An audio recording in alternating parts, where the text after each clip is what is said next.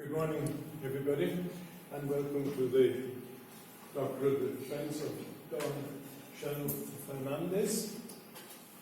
My name is Martin McKeever. I'm a professor here in the Academy, and I'm president of the commission this morning. The two moderators are Professor Kowalski, the first moderator, and Professor Thierry Manna, both of the Academy, the second moderator.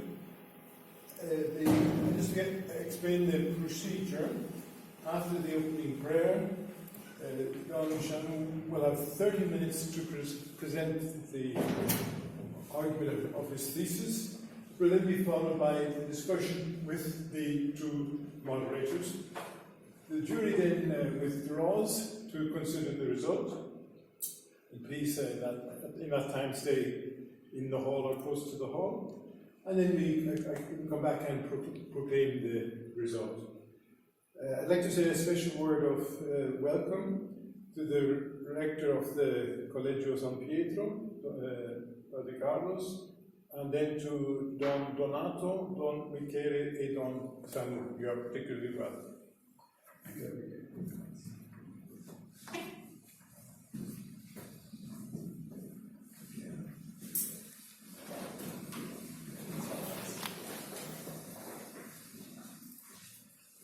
Nel nome del Padre, del Figlio e dello Spirito Santo. Amen. Ed egli mi ha detto, ti basta la mia grazia. La forza infatti si manifesta pienamente nella debolezza. Mi vanterò quindi ben volentieri delle mie debolezze, perché dimori in me la potenza di Cristo.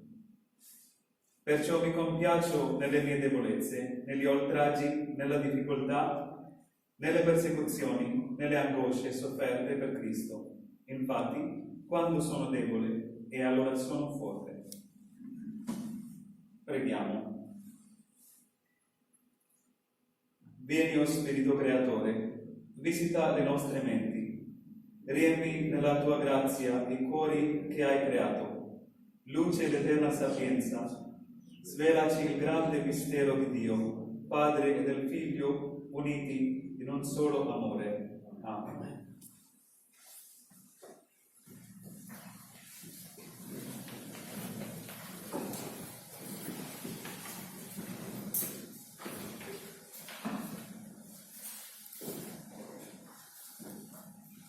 Introduction.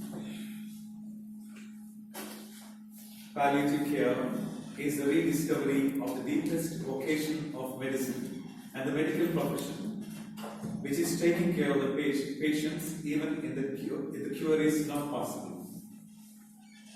It is the epitome of compassionate care. It is also known as hospice care, supportive care, terminal care, and end-of-life care.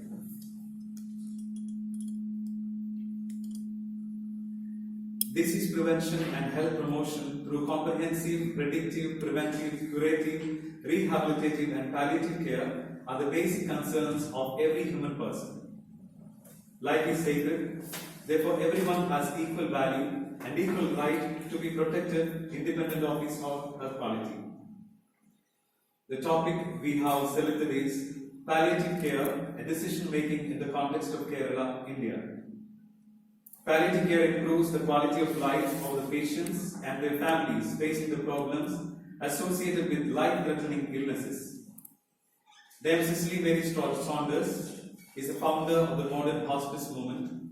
She said, a good palliative care system helps us to consider the seriously ill not as a burden, but as an opportunity to serve. The relevance of this topic today, with a growing number of terminally ill all around the globe, especially in India, the country has the second largest population rate and the nation with highest population density in the world, are more crucial. Kerala, one of the southern states of India, in which we have a boom in palliative care service. Present situation in India and present situation in Kerala.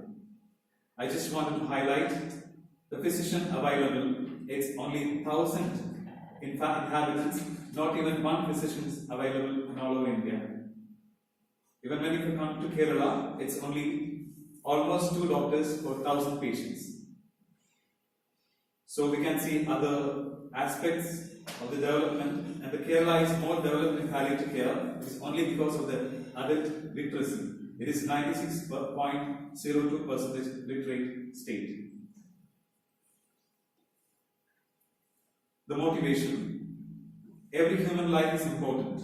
There is no human life is more qualitatively significant than the other. To find a way to show an extreme gesture of kindness and care to the seriously ill, a Catholic bioethical approach ultimately aims to promote, restore, and maintain persons' maximum level of comfort, function, and health, including care towards a dignified natural death. Needs of the terminally ill are the following: physiological needs, sense of belonging, self-esteem, and security. Let us always keep in mind that human being is being in the world, being in time, being more than time, a sexual being, a mortal being, and a spiritual being. Methodology. It will be an analytical and descriptive approach towards management of pain and suffering during life-threatening illnesses. A comparative and assessment method is followed with regard to palliative care approach. This thesis is structured in 4 chapters: the origin and development of palliative care, an ethical decision making in the face of terminal illnesses, magisterial perspectives of pain and palliative care establishments and developments in Kerala, India. Status questionis and working proposition. I have concentrated on 2 twin terms, that is pain and suffering, cure and care. This will be followed all through the chapters. In general, magisterial perspectives, and in the context of Kerala, India. Objectives: to recognize that the end-of-life care needs specialized support, to analyze the various life-threatening conditions and sources of impact and solutions, to find the qualities and characteristics of Indian, especially Kerala model of palliative care, to elaborate medical, ethical, and pastoral dimensions of palliative care. My contributions would be the concept of pain and suffering, cure and care in the context of Kerala, India, and a Kerala model of palliative care establishment, introducing neighborhood networks of palliative care, as I was also volunteer in this group. Differences between the hospital-based palliative care and community-based palliative care approach.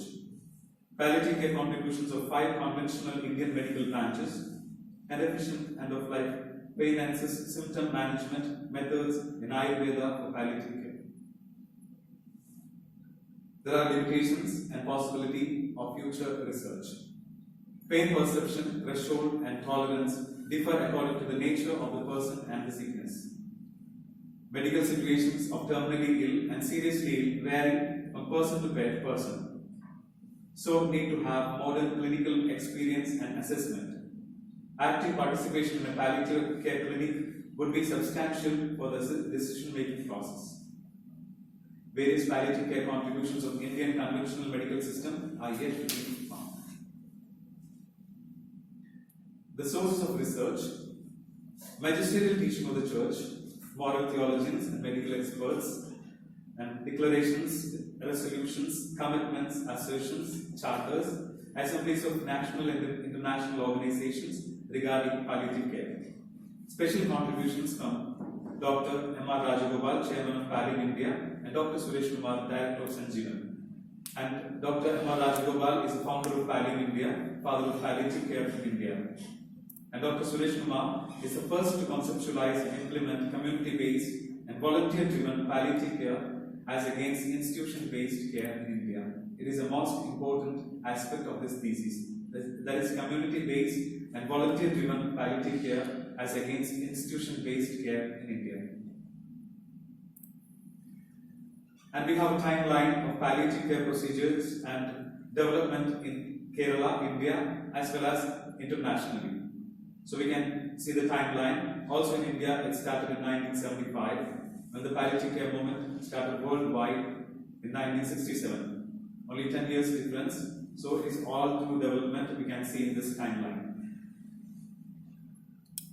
Elaboration of the theme. In the first chapter, origin and development of palliative care, Origin of palliative care concept begins with the concept of pain and suffering.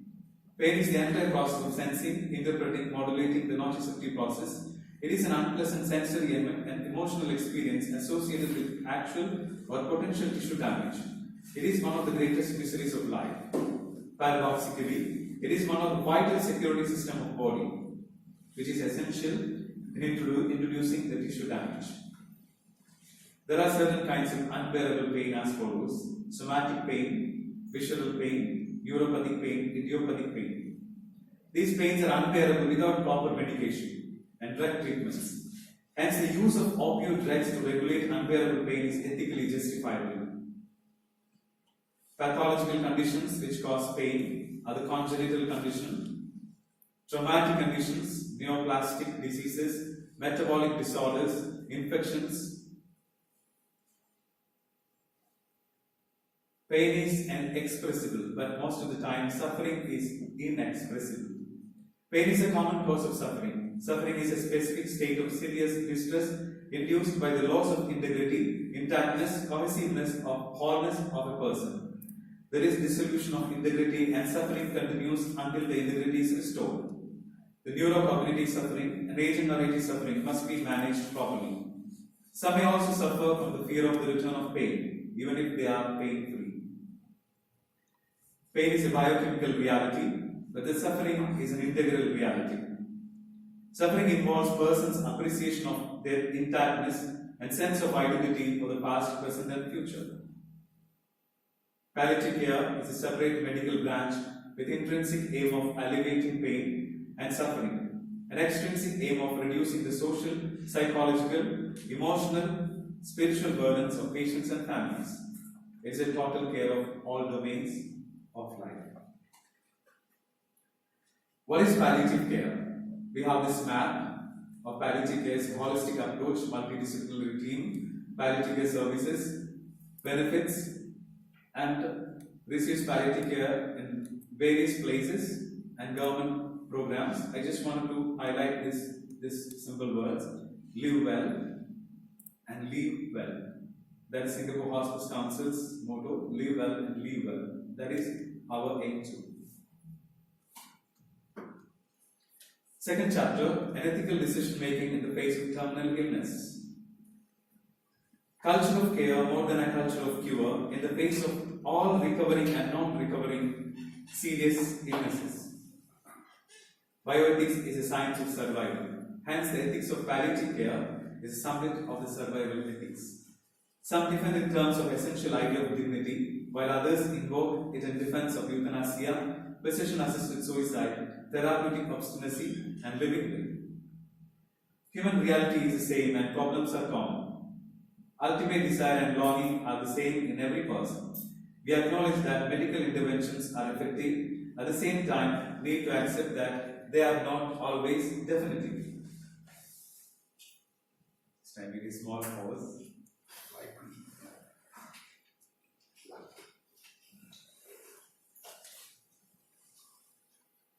Used with excellence, but it is core of human affairs.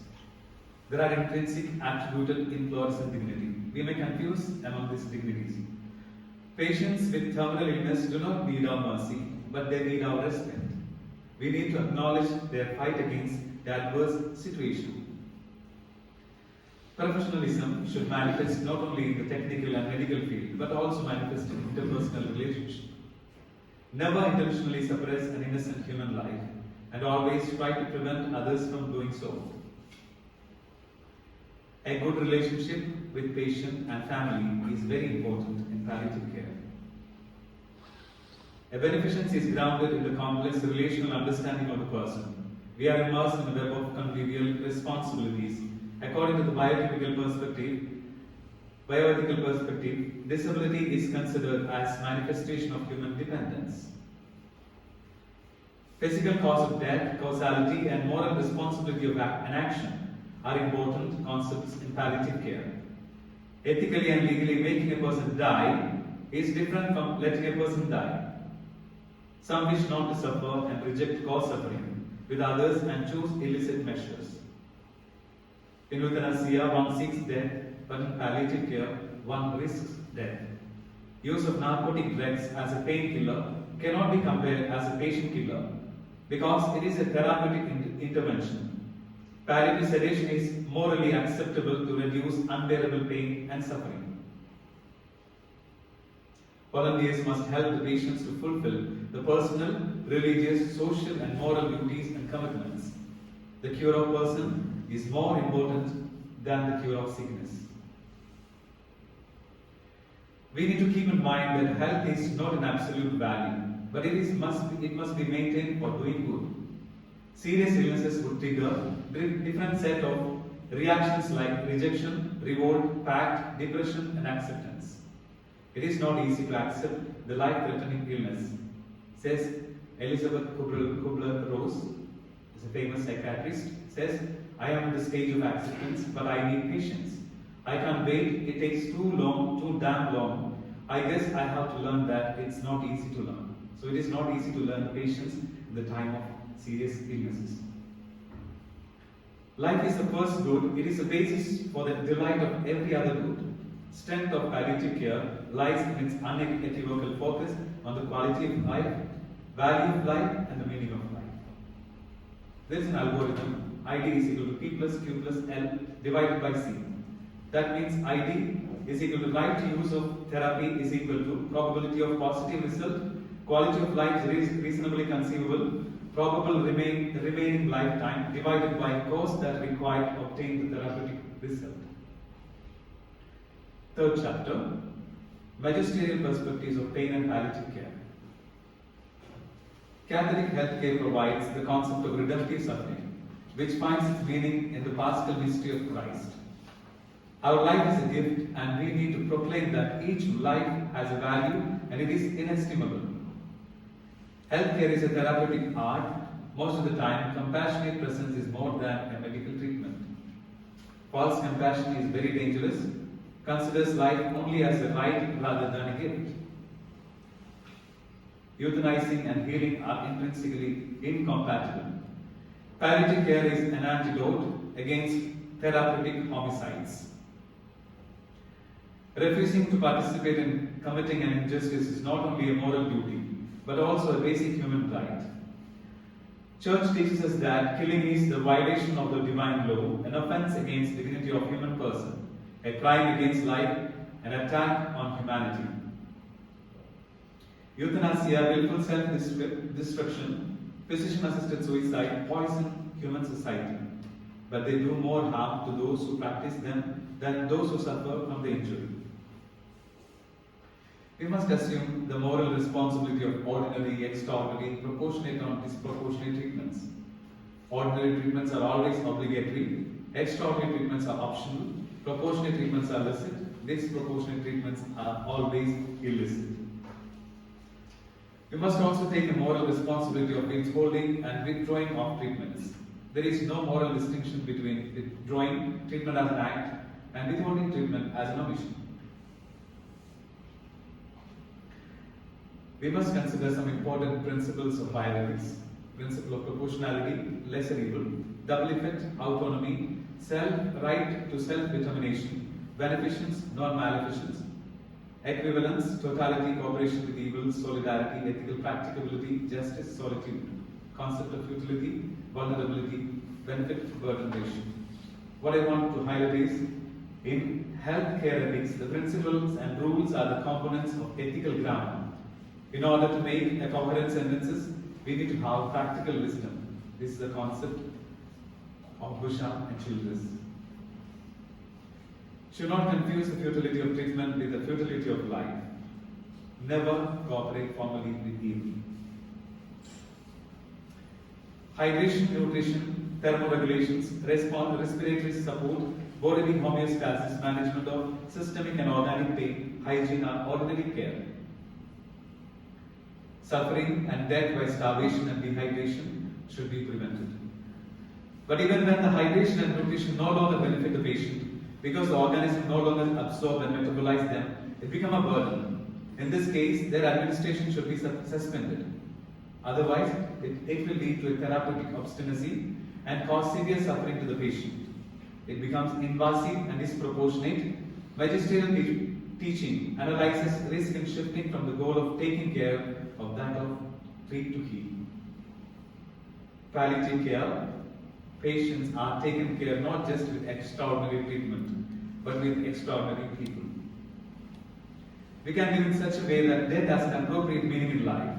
Magisterial teaching of the Church recalls that the dignity of the human person entails the right to die with the greatest possible serenity and dignity. Human life is sacred because it is created by God. Healthcare is a human right. Medicine admits death as a part of human condition, says John Paul II in Evangelium Vitae, paragraph 65. Indeed, it is hard to recognize the profound value of human life and its weakness and fragility.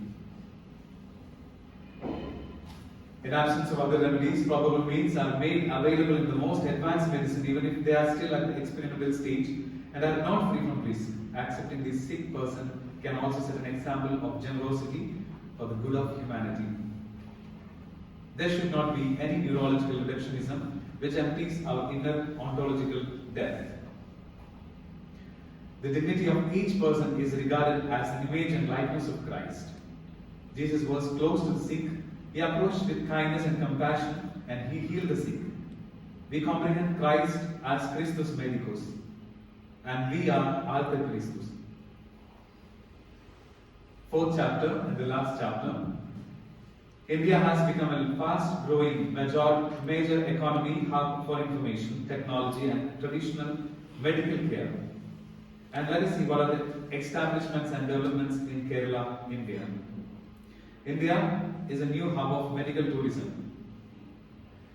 But in India, increase aging population, substance abuse, multiple chronic illnesses, suicides, accidental deaths, terminal illnesses, non-communicable diseases. India has just only 67th rank in World Survey. It is because of the healthcare environment, human resource management, affordability of care, quality of care, community engagement. There are some terrifying facts in India.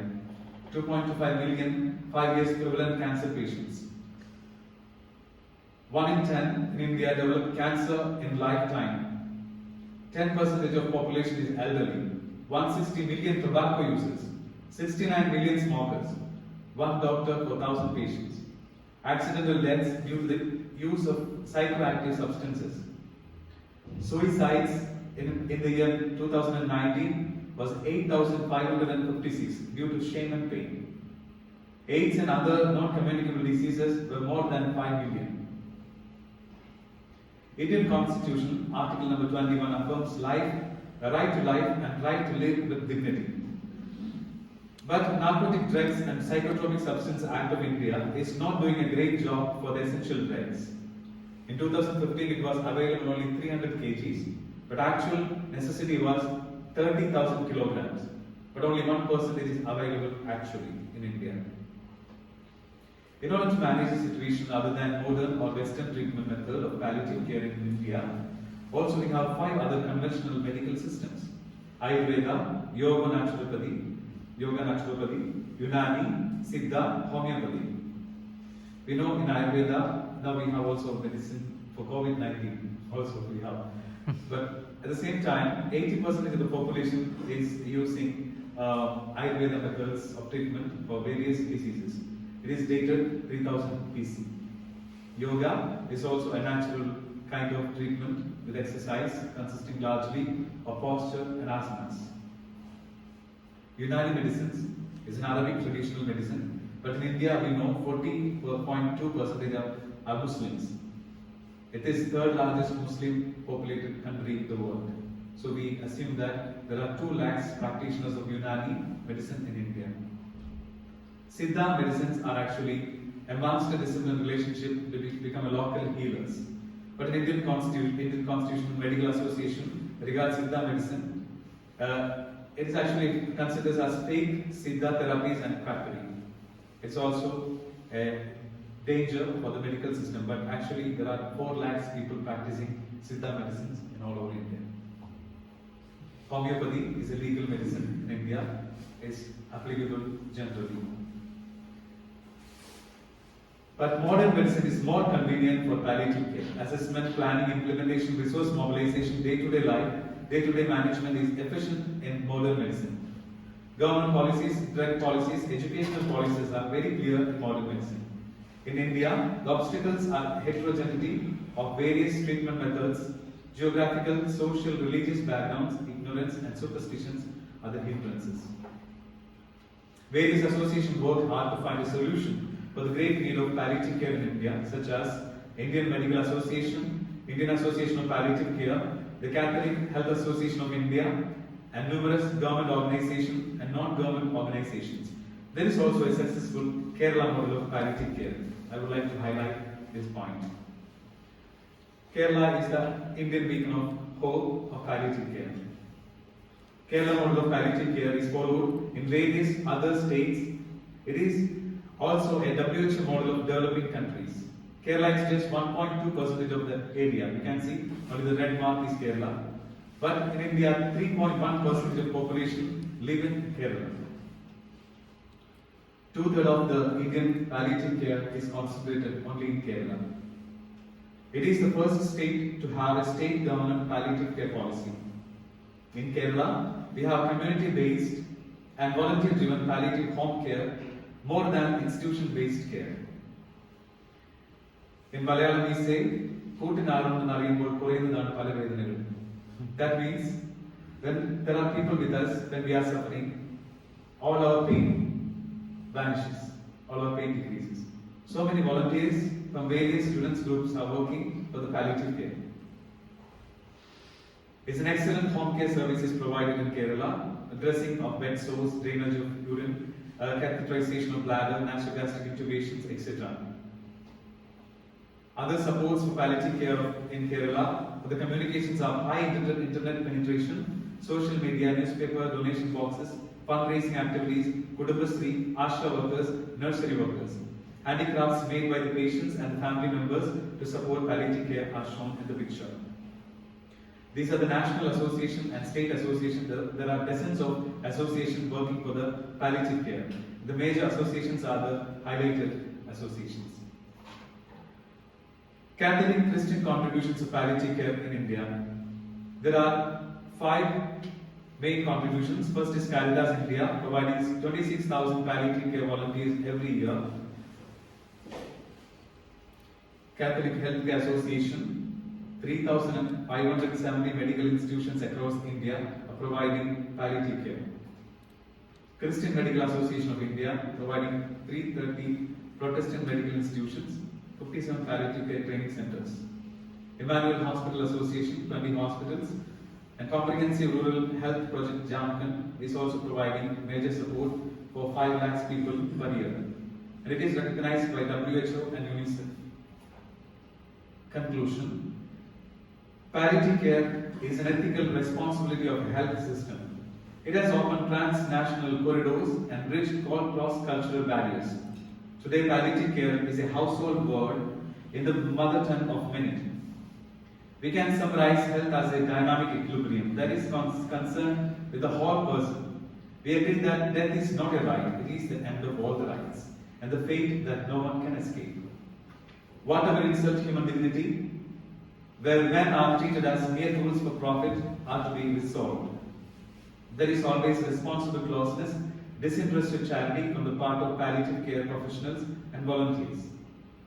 With dutiful surveillance of national and international organizations with community-based and volunteer-driven services, we are able to provide inpatient, outpatient home care for the terminally ill in every society.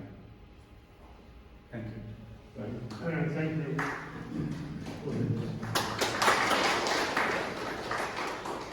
Thank you, Shanu, for this very interesting presentation. I'll now ask Professor Kowalski to talk to you about the thesis. My English is very bad, I will speak in Italian. Prima di tutto vorrei ringraziare Don Shanu per la sua collaborazione esemplare con il primo moderatore, penso anche con il secondo moderatore. E abbiamo oggi sì, questa bella difesa, ma soprattutto abbiamo dinanzi il frutto, no, del tuo lavoro in questa collaborazione con i due moderatori. Per quanto riguarda la mia valutazione come primo moderatore, vorrei farla dai due punti di vista, cioè vorrei toccare prima questo livello metodologico epistemologico in modo molto generale, perché il suo compito, cioè del secondo moderatore, sarebbe soprattutto toccare questo livello, e poi in secondo momento toccherò questo livello del contenuto della tua tesi. Per quanto riguarda il primo livello, vorrei dire che l'organizzazione tematica della tesi è generalmente buona, ben strutturata, accurata, come abbiamo sentito. Divisa in 4 capitoli, abbiamo 307 pagine per sia, allora un grande libro, un grande frutto della ricerca personale. Allora si tratta dunque dello sviluppo del tema metodologicamente corretto e ben giustificato con la bibliografia ampia e aggiornata. Sarebbe 25 pagine. Allora, tante grazie.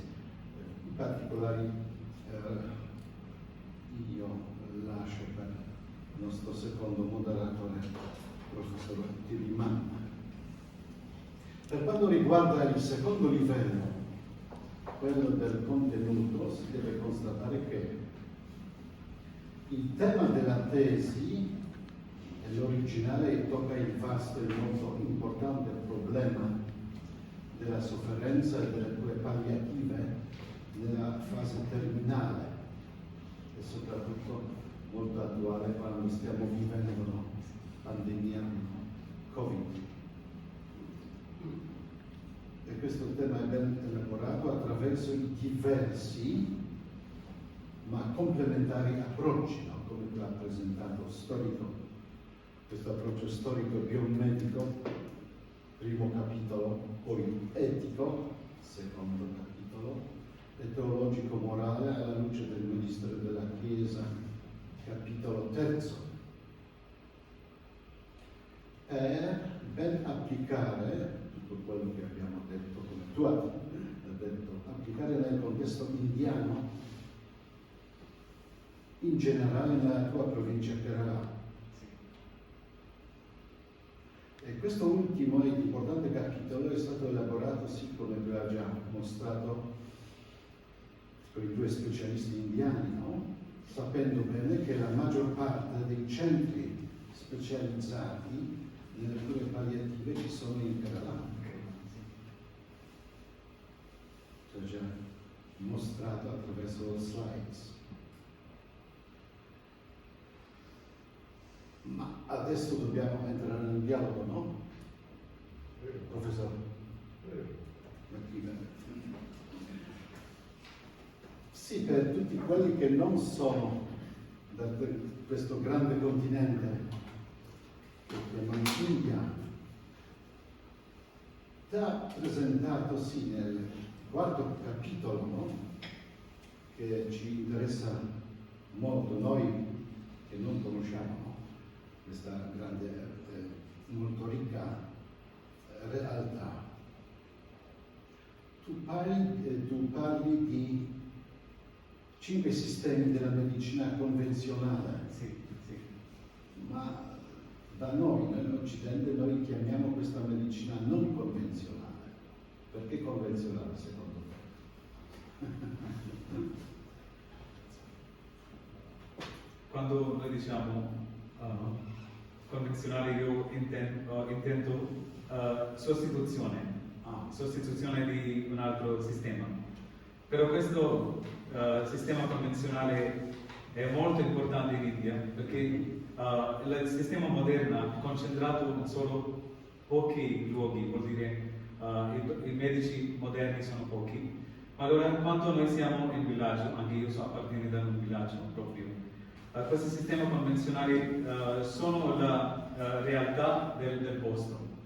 Ci sono le persone sagge che preparano la medicina anche se la persona è terribilmente malato terminale.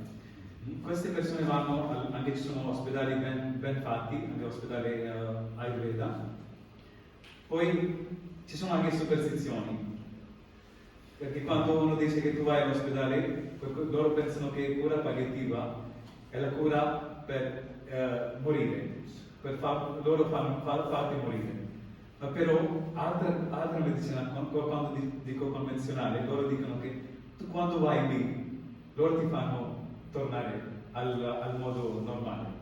Allora, questo è il pensiero del sistema convenzionale, specialmente del modo di pensare delle persone. Allora, io penso che questa tradizione è molto radicata in India, questi 5 convenzionali. Ovunque possiamo trovare queste radici di questi sistemi di medicina. Anche sono ben fatti, perché la filosofia della medicina Ayurveda è molto ampio, anche molto sistematico. Ci sono 8 gradi della medicina, anche come noi diciamo, anche per pediatrico, anche per anziani, come si chiama geriatrico. Allo stesso modo sono sistemati ben fatti in queste medicine. Sì, anche ho guardato che anche in Italia c'è questa associazione di Ayurveda, Ayurveda, ben conosciuta anche nel mondo, possiamo dire, occidentale, no? Occidentale. Ma accanto di Ayurveda, questi 4 sistemi fanno qualcosa in modo ben preparato, organizzato, o soltanto si parla perché esistono? Loro fanno le cure per quasi tutte le malattie. Anche ci sono le cure, anche a casa mia, anche ci sono esempi, i miei nipoti prendono soltanto la medicina omeopatica, non vanno alla medicina moderna, normale. Poi quando si grava la situazione, poi vanno alla medicina moderna. Questo è il fatto. Però ci sono le medicine, le cure per quasi tutte le malattie. Però io quando facevo lo studio ho trovato i materiali soltanto nella medicina Ayurveda, ci sono le cure palliative. Ma però gli altri sistemi loro fanno, però non sono tanto convenienti, anche non sono efficaci. Allora, questo sistema Siddha è molto pericoloso anche il sistema della cura palliativa. Tanti vanno lì, poi muoiono. Perché la situazione in India è molto, è questo una cosa molto da pensare. Perché aggrava la situazione quando vanno a prendere le medicine convenzionali all'ultimo momento. Perché c'è sempre un cambiamento da uno all'altro. Poi cambiano sempre quando uno prende la medicina seriamente dalla medicina normale, poi quando qualcuno dice che tu vai di là a quella Siddha o a quella medicina tradizionale, poi guarirai.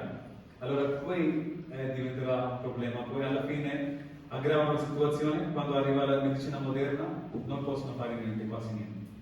Allora questa è la situazione in India, deve considerare. Anche io ho scritto anche 5 altre cose. Ci sono problemi anche per dire, anche nella medicina moderna, per comprendere le persone normali. Perché uno che ho studiato è facile per comprendere il sistema moderno. Se uno non è studiato, è cresciuto da un ambiente normale, loro hanno sempre dubbio per prendere la medicina o piace,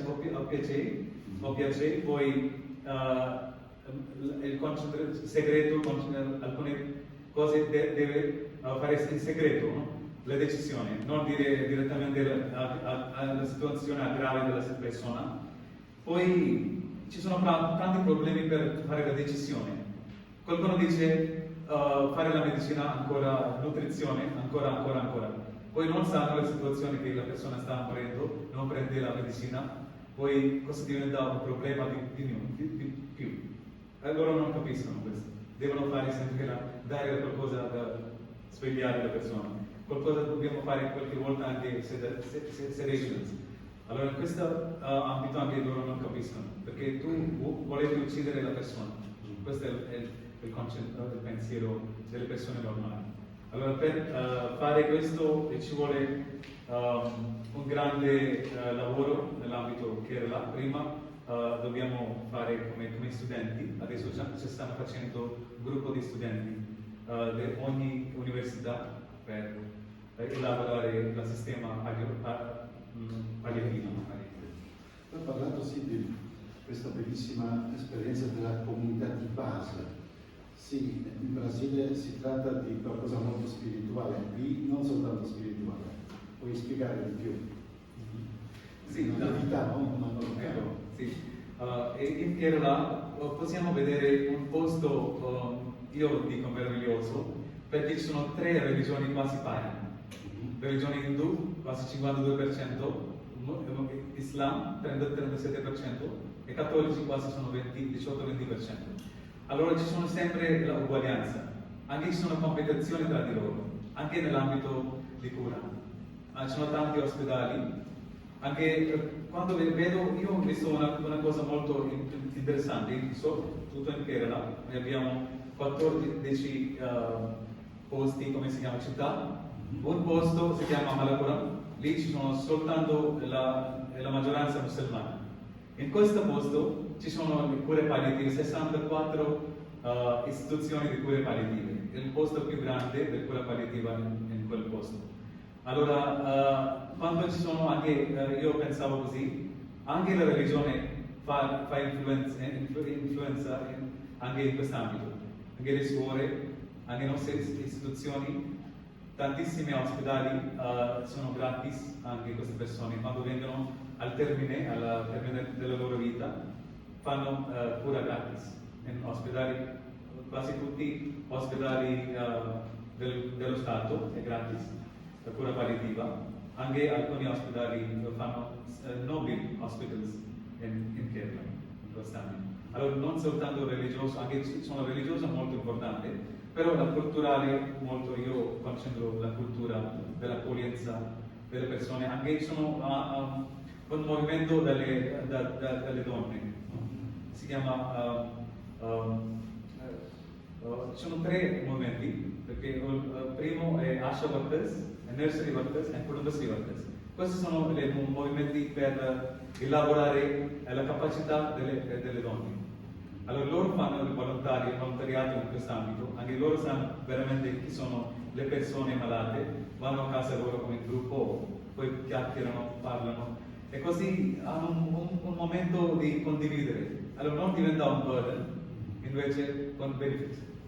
Allora questo sarebbe il movimento del Kerala che io vedo. È una cultura della cura, ci sono le culture.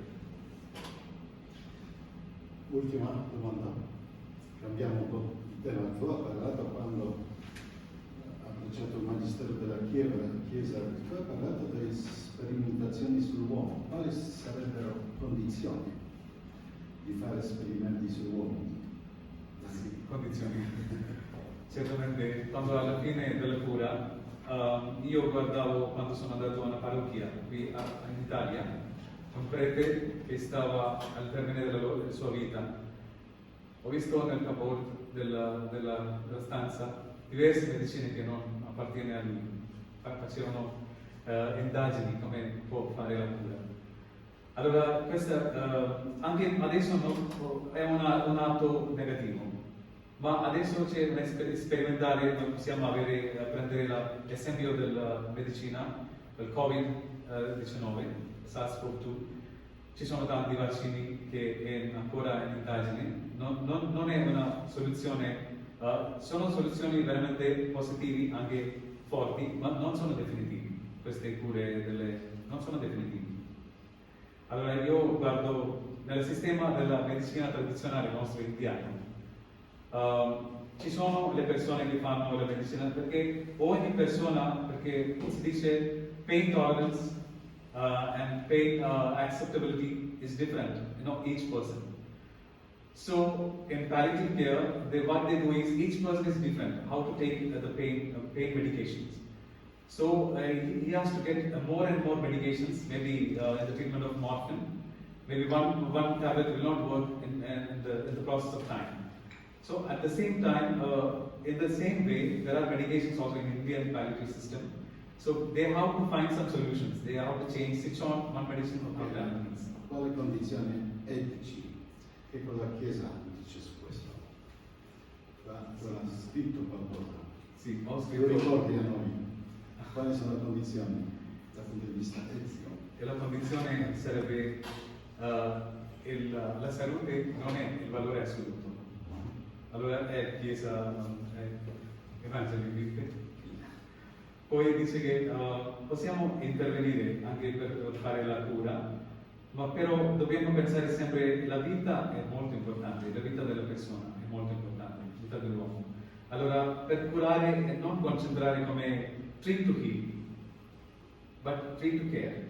Treat to heal and treat to care. But that is the main danger of the Indian and also another medical department when we take only the concept of ethical aspect, when we take only the concept of medical care, that will lead to therapeutic obstinacy and also to the decision that if even the surplus pain is happening to the person can go for the personal autonomy and decide to go for death. That is not the exact a moral concept that we Catholics we have. We have actually co-suffering. Because the volunteers are also called to suffer with the patient. So it's more concentrating on the person than sick, because there are two nouns, isn't it? The noun and adjective. We concentrate on a noun as a person. The adjective is sickness. Allora malattia è un aggettivo. Allora concentriamo sulla persona. Ok, grazie. Adesso la parola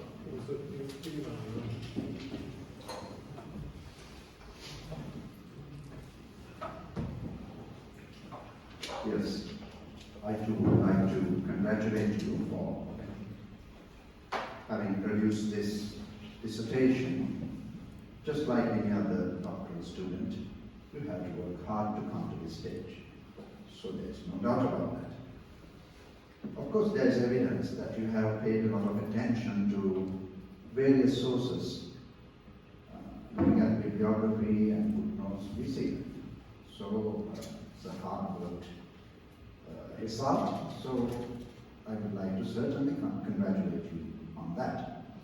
And also, I want to make a special comment, namely, it's a very positive comment, your skills rather, to use computer technology, which our generation we don't have, and you seem to have used it so well, even in the dissertation. I see towards the end the diagrams, they are much clearer than your written thing. I don't know whether it's a compliment. But also, your presentation today, I must say about this, it made me understand your main argument, the main line of thought, better than what you have written. So you have that positive point with regard to computer technology, but I don't know about presentation. Your methodology, Shanu, is also in general good.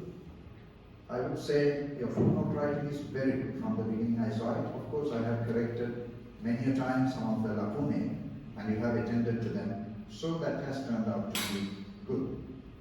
You have a good list of abbreviations. I would like to turn to that, please. A list of abbreviations at the beginning. But there is a problem with regard to methodology which I did not notice when you presented it to me for corrections. I would like to bring to your attention now, namely, yeah. I don't understand, Shanu, what's the difference between, now look at your subheadings under abbreviations. Okay. You have magisterial documents, just followed by ecclesiastical documents. Is there a difference between the two? Magisterial and ecclesiastical? Is there a difference? It's actually the same process, yeah, I acknowledge that. Yeah. And please attend to that. Sure. I did not notice it. And also in the bibliography. That's true. This is a serious matter. Yeah, I'll change it. Please, that's what I'm telling you. Right, good. Very good.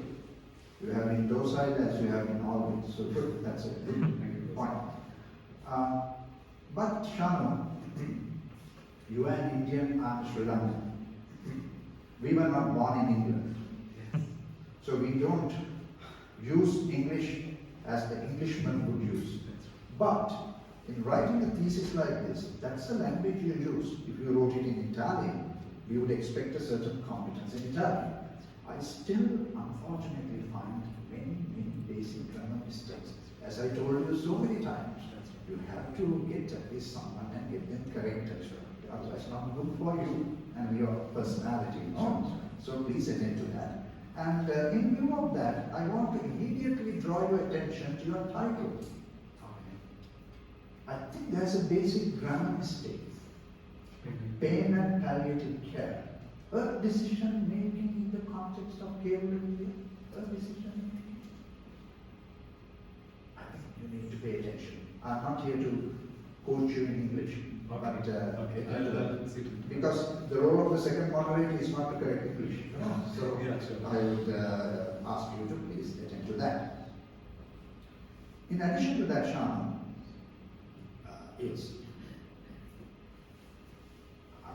Professor Kowalski was referring to 307 pages, yes. But look at your main title, Pain and Palliative Care. How much of pages have you dedicated to pain? It's almost non-existent. I have calculated them. You have from pages 41 to 64. It's not about pain. You mention about pain here, there, and all that.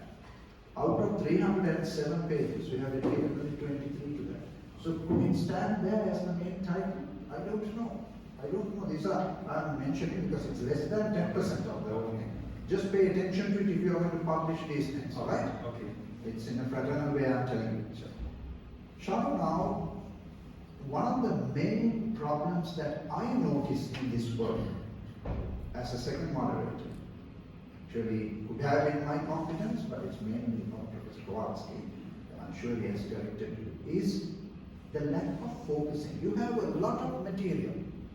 If you go through these pages, you have material. So many good ideas. But I don't see you concentrating, or rather the correct English word would be focusing on this thing. And I don't know what to do about that now at this stage. Right? That's one thing. It could be due to also not having a clear-cut theme. I find it because I read the whole thing. Yes. And then I found out, oh my God. So that's just one, but I don't think you can do much, but just a comment. Then, Shanu, there are some serious faults in your bibliography. Turn to page 284. Again, you noticed what I mentioned earlier. Excuse me, not 284, it's from the beginning. Excuse me, it's not page 284, but from the beginning you see ecclesiastical documents and magisterial. You have it covered. Yeah. Then move page 284. I told, please explain to me. It's not page 284. It's 283. You have sacred scripture and ancient authors. Are they on par? Are they on equal footing? No. Thomas Aquinas will stick with sacred scripture. No. I respect Thomas Aquinas. Actually, only Thomas Aquinas was this. So Yeah, why only Aquinas is promoted there? There are so many other better theologians who are demoted. That's true. That's true. You have to attend to them. Yeah. That one. Then the bibliography has to be ordered in a chronological order. Or some people write according to some other consistent order. But I don't see that. Can we turn to page 283? 283. Yeah. The Congregation for the Doctrine of the Faith, CDF. Yes. See, you have your first citing is something issued in 1980. Next one is 2008. Next one is 1987. Following one is 2007. What is the order? Chronological. Why do you put one first and the others late? I just only followed the alphabetical order. You have followed the alphabetical order? Yeah, congregation and conference episcopalic in that sense. So, no, yeah, I see that. I see that. Yeah. But I don't know, then in that case also for Pope Francis, you have followed the alphabetical order next page. Yes. Could be. But I think the correct way would be to go by the chronological order. But if you alphabetical order, I accept. Okay, thank you. Then you have given an introduction and a conclusion, and as I said, you have been a very docile person. Whatever I asked you to do, you did. So very good. And I asked you to connect each chapter to the next chapter, giving an introduction and a conclusion so that there's a flow. Yes. And you have done it. Yes. Very well. Each chapter has a good conclusion, so there's some sense. Yes. But my question is, in the general conclusion, instead of giving a general conclusion, you are giving again conclusions to each chapter as we saw here today. Okay. Now my question, I have a question to you. What is your general conclusion with regard to all your research? What is the general conclusion in your words? Actually, thank you, Professor, for the comments and corrections. I will see to it. And the most important thing is the conclusion. I just wanted to concentrate and summarize actually all the aspects, as you said. I just summarized all that what I've written in all 4 chapters. And its general conclusion was actually the general summary of all the chapters. That's fine, but I'm asking you, what did you find out through this research? If someone asks, Shanu, you have done this great thing, very topical. That's But what did you find out? Well, it's a research, no? It's not a compilation. So what so. would you say? Well, I noted some points for them. So first thing is, we always have the limit causes fear. So there is always a limit causes fear. That's a concept of St. Thomas. So that fear is always there in all the areas, even in the sick area, all the aspects of life. So when we are limitless, when the cure is limitless, that fear vanishes. But that's the main conclusion. So that is a concept, one of the concepts of the conclusion. And the main thing is, I also concentrated on 3 aspects of, as I said, the moral principles: peris operis, finis operandis, and circumstantia. So it depends all the aspects when we take in the general order. No, very good. Sorry for disturbing you. I want in one line in your words. Just what did you find out? Someone asked you in the bus. Yeah. You can't go and explain 5-minute discourse. What did you find, Father, in your research work? What would you say in your words? That's all, in one line. Yeah, I just prefer life. Oh, That's and, all. and your first point that you gave as a response should be the response. Yes. Palliative care, it attends to the patient and alleviates fear. Very good. Pages are still on methodology, pages 107 to 108. 107 and 108, this is a careless mistake. I don't think it is competence because you are very good in computers. 107, there is this author, first paragraph, page 107. And then 7. 107, 107. First paragraph at the last line, C. Burke. He has been quoted, Yeah. but it should be indented. Indented. And also it's not a comma after follows, it should be colon. It's The same thing should be done on page 108. C. Burke as follows, paragraph 2. Again, not a comma. It should be colon. No? Yes. Would you agree? Yes. Yes. Also. Now, let's get into a little discussion, because I have many questions now. But I will devote myself only because we have to go for lunch for all of us. So I will devote myself only for a couple of minutes. First of all, dear Shanu, you use a lot of biomedical ethical concepts as well as general moral theological concepts. Unfortunately, you don't describe them. For example, I saw at least 2 or 3 times conscientious objection. Yeah. Conscientious objection. Take it for granted. Then I see intrinsically evil act. Okay. These are very precious moral theological terms. Now, they are not described or defined. Would you mind telling us what do you understand by conscientious objection? Yes. When we take it of conscientious objection, it is a moral principle that we all agree, that for example, if a treatment is it's creating a burden. A patient is having a right to object the treatment, that not to create more burden. For example, when we take amputation of a leg, maybe better example I take in also I can take a general example, not only the example of a bioethical. Yes, sure. General example which came to my mind is a soldier is, as I said in the chat, also in the class I remember first year, in the Guerra Justa. If a soldier is not willing to kill a person, kill others, so he can abstain killing, so that he can serve the people. That will be one of the example of consciousness. How do you define it? You are giving examples. Good. That example fits in well. Okay. But how do you define conscientious object? What is it? So when a conscience is telling that it is not illicit, so person has the right to object it. That will be my definition of consciousness of objection. You need to go through it. Sure. It's much more than that. Then Right. second question. That's Okay. intrinsically evil. What is it? It's not the second question, it's part of it. It's part of it. Otherwise, he will Because stop. the action is intrinsically evil. Killing is intrinsically evil, so we must abstain from killing. So that will be the. No, Shanu, I'm asking. Intrinsically evil. Now, not only killing, for example, torturing a person. They say, most of the modern theologians say, torturing an innocent child is an intrinsically evil act. Yes. What do you mean? Slavery is an intrinsically evil act.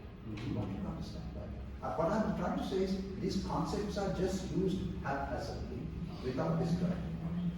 Can you describe that? Yes. Define that intrinsically evil act. What is it? Otherwise, we can go to the next question. It's please, because I Yeah, it actually is an may act. concentrate just. It's an act which is always everywhere evil. Okay. Act in itself is evil irrespective of circumstances and intention. Exactly. Yeah. Right. Last question will be this, because that is directly attached to your theme. I want to ask you, dear Shanu, this one. What do you understand by the term, this is only the first part of the question, by the term PVS, or the permanent vegetative state? In your words, please, are not these big terms. I just want to distinguish two terms, that permanent vegetative stage and persistent vegetative stage. So according to the biochemical principles, I just wanted to define permanent vegetative stage.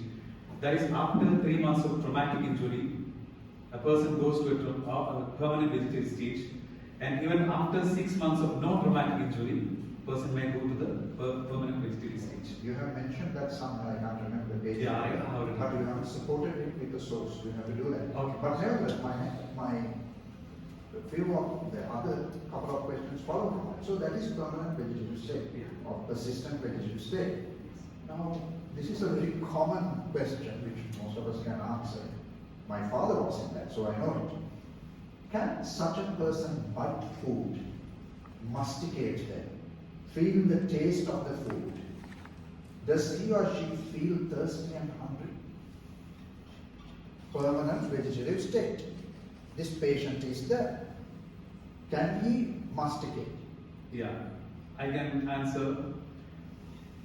He will feel thirst and have a means extrinsic, no, explicitly he cannot express, but he may have the sensation of having food, but he can't masticate. He can't do anything. I have seen many patients when I was a volunteer. In 3 years, I have seen they don't masticate. They just masticate the exactly. just take only feeding from the juice. Now, we are coming to the point. Yeah. You said they may feel hungry, they may feel pain. How do we know? It's actually a biochemical reality of the body. So body needs nutrition, and body needs hydration, and thermostasis, and metabolic processes. So it is. We cannot object that they don't need. They don't need. Okay. Now, Shanu, we come to page 79 to 80. This is my main question today. 79 to 80. In view of what you said, 79 to 80, where is that? Yeah, here it is. Look at did you find it? Yes. 79 to 80, last line of the page. We would also like, did you see that? Yes. We would also like to prove that discontinuing nutrition and hydration condemns the patient to death by starvation and thirst. For caring for the terminally ill, giving nutrition and hydration is indispensable. We emphasize this is not as a method of treatment, but as basic care. We stop there. Then on page 112, 112, it's connected to this, page 112. Under that 224, first line, do you see that? We must understand, do you see that? Yes. Yeah, go down, third line. It is ordinary human care, and it is not given as treatment for any threatening diseases. Okay? Yes. This is perfect Catholic bioethical teaching, I agree. Yes. But now my problem is, when you say a patient is starved to death, a patient without liquid, that person is not even thirst to death, is being in a condition. Yeah. I think we are imposing on them because, as you said, the Catholic Church regards human life as a supreme value, not an absolute value. Because if you are going to feed such people till the end, till Jesus comes back, Yeah.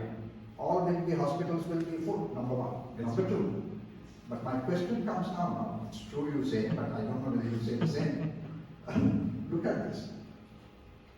You yourself said, Shanu, and you are right. Let's say I am a vegetative state patient. I can't bite, I can't swallow. Yes. How am I fed? Normally through intravenous tubes or nasogastric tubes, or through the abdominal arteries. Are these ordinary care? Can you do that at home? Don't you need a hospital context, a trained medical nurse or a doctor to do that? So how can you call that as an ordinary care? It depends, because even at palliative care, also when I take an example, even a small tablet, for example, for the fever, will be an extraordinary thing for a small baby. For example, just newborn baby, when we give something like paracetamol, it will be an extraordinary care for the baby. Extraordinary care. Extraordinary treatment. Extraordinary thing. But No, I want clarification, otherwise we are speaking of the argument. okay, as I said, Professor, I just wanted to come to the concretely to the argument. When we consider the fluid intake with intubations, extraordinary. Actually, you mentioned it. It's not as an ordinary care. You mentioned it as an extraordinary care. Exactly. But thing is, Not care. extraordinary treatment. Yeah. So actually, it's actually I agree that, as you said, it's an extraordinary treatment. It's an extraordinary treatment. But extraordinary treatment can make ordinary in context, in certain contexts. Of course. Yeah. Even I have experience at home. Even at home, they were feeding with intravenous fluids and intubations. My mother, and also have experiences. It depends. All depends how much care we give to the patient, and how much facilities are available to the patients. Shanu, I think you are very Catholic. You are giving the answer. It's correct. But my question is, can you make some bizarre statements? These are very fundamental statements. To say we starve them to death, we thirst them to death. Because suppose my father was also dying of permanent vegetative state. Now, how can we could not feed him? Finally, we had to remove that. Because the golden criterion is what you mentioned, Pope John Paul II, Evangelium Vitae, number 65. He doesn't use ordinary, extraordinary terminology, but he uses the parallel terminology. Proportionate, disproportionate. So when it is disproportionate, we can remove them. So I have a problem, but you seem to be in another line. But I just want my proposition is this proposal. I just wanted to propose when there's a condition which I mentioned in the PowerPoint as well as in the thesis. When the non-proportionate treatment, when the body is not absorbing the nutrition and hydration, it must be suspended. But How much? it's not in harmony with what you have written. Maybe I have exaggerated the word. Yeah.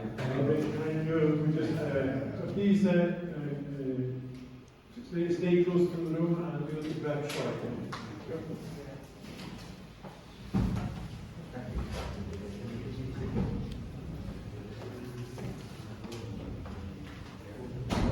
Professors, in the name of the Accademia Alfonsiana and by the authority of the Pontificia Università Lateranense, decrees and confers upon you, Don Shanu Fernandez, the title Doctor of Moral Theology. We extend to you our congratulations.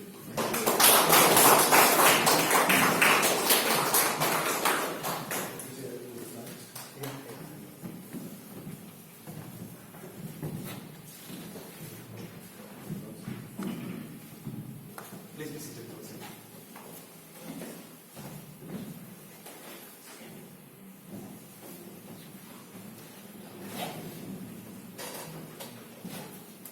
Reverendissimi moderatori, Presidente, Padre Rettore, carissimi parroci, suore, miei amici.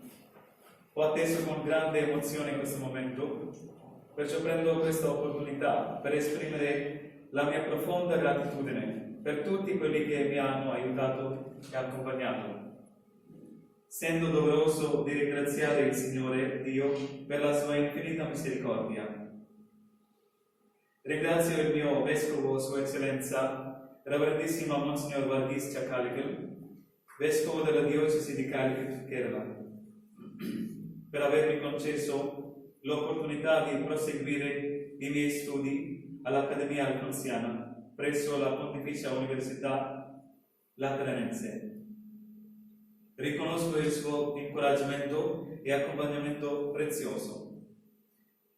Riconosco con una profonda gratitudine l'immenso contributo e aiuto dei miei moderatori, Professor Ekman Kowalski, Professor Vimal Tirimana e Professor Martin McKeever e tutti i professori dell'Accademia Alfonsiana. Un ringraziamento particolare al preside Professor Alfonso Vincenzo Amarante.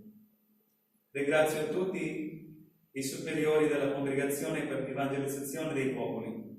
Esprimo la mia gratitudine a Padre Carlos del Valle, Rettore del Collegio San Pietro Apostolo e Madre Teresa, Suor Roberta e tutti i superiori, fratelli sacerdoti e tutto il collegio. Nel mio percorso in Italia ho trovato le persone che mi hanno fatto la differenza nella mia vita. Mi hanno aiutato a crescere. Sono immensamente grato a voi, miei parroci, Don Donato Agostinelli, Don Michele Rossi, Don Shanu, Don Rajan, Don Sunil. E non saprei come esprimere la mia gratitudine con poche parole. È grande la gioia di avere qui con noi anche la nostra migliore amica Sandra. Infine vorrei esprimere la mia gratitudine a tutti voi, miei amici, benefattori, che siete presenti qui per sostenermi e incoraggiarmi con la vostra presenza. Ringrazio anche a tutti quelli che non sono presenti, ma mi hanno accompagnato con la preghiera e con un aiuto amichevole. Dopo la preghiera finale vorrei esprimere la mia gioia e gratitudine offrendo un piccolo dono ai miei moderatori, rettore e parroci.